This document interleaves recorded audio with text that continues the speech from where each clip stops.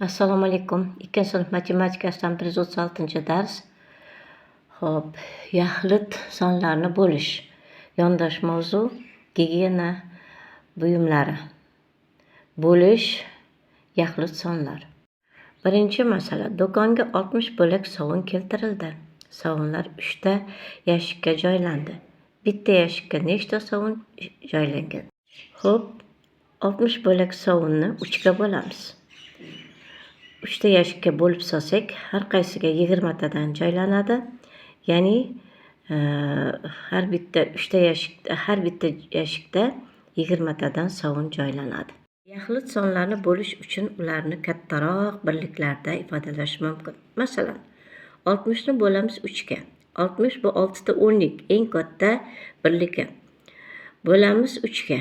6 ni 3 ga bo'lsak, 2 ta o'nlik hosil bo'ldi. Ya'ni 20 hosil bo'ldi.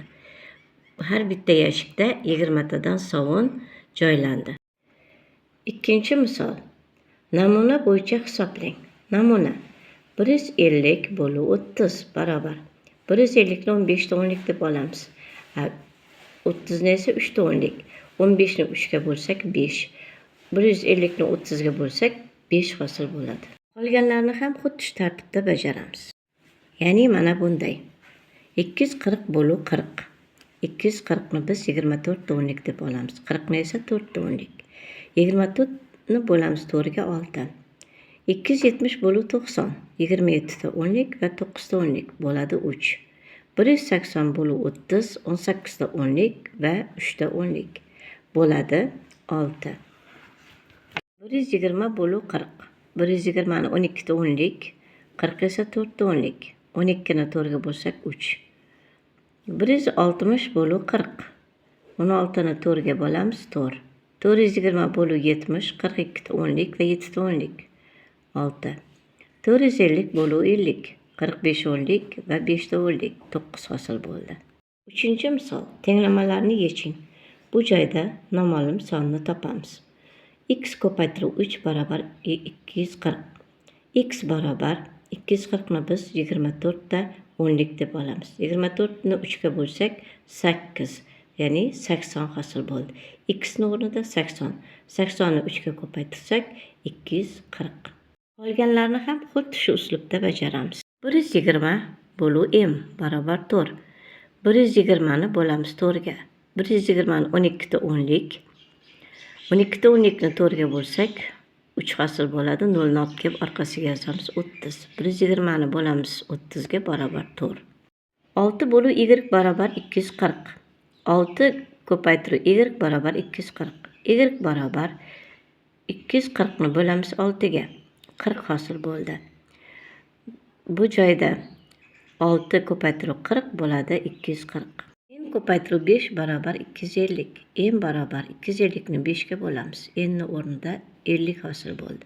50 ni 5 ga ko'paytirsak 250. Qolgan ikkita tenglamani ham xuddi shu uslubda bajarasiz.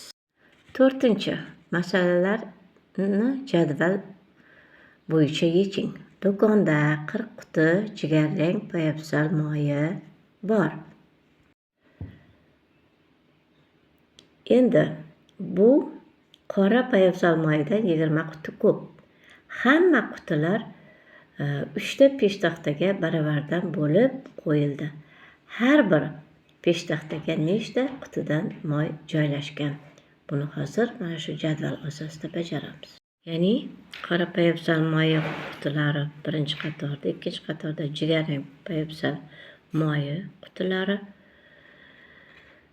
Jigarrang poyabzal moyi 40 ta, 20 ta qora poyabzal moyidan ko'p bu degani.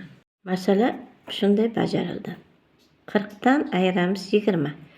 Bu deydi qora poyabzal moyidan 20 quti ko'p deydi.